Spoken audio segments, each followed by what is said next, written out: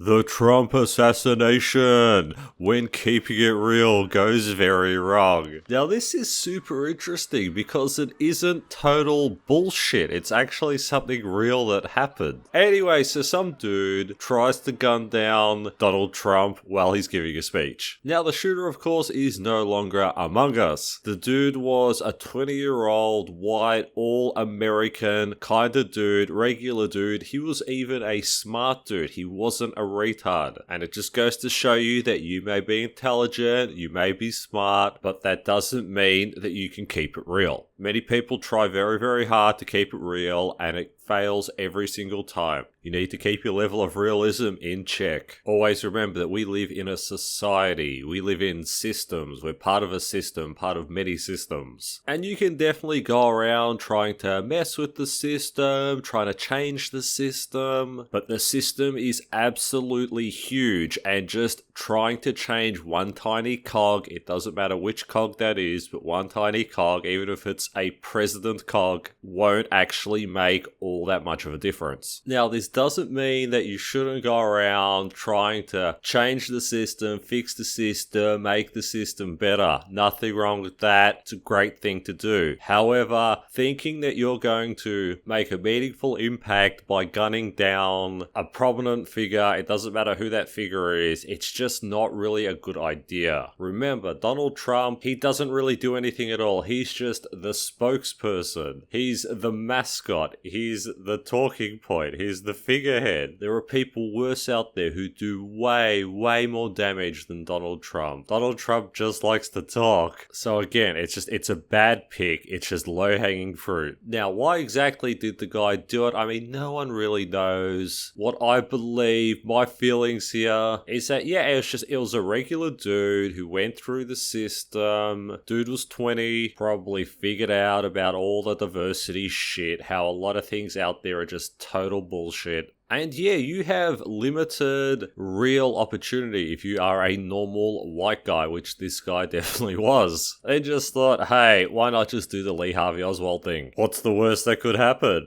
Now, the system here, the government, those sorts of people, they love it when people do this sort of crazy shit. They love it when people keep things real because it gives them something to do. It gives them busy work. How many hundreds of people are now going about doing these retarded investigations and interviewing people and good job, Bill, good job. Yeah, you got that guy right in the melon. He ain't getting up from that one. Yeehaw! So don't fall for the bait. Don't do the crazy shit. You don't need to keep it that real because it's not going to end well. The system is big. It is dumb. It is slow. It is retarded, but it eventually works. The house always wins, I guess you could say. Even from all of the footage, you could see all of the government goons just standing around there, dressed for war, combat gear, like they're expecting a foreign presence.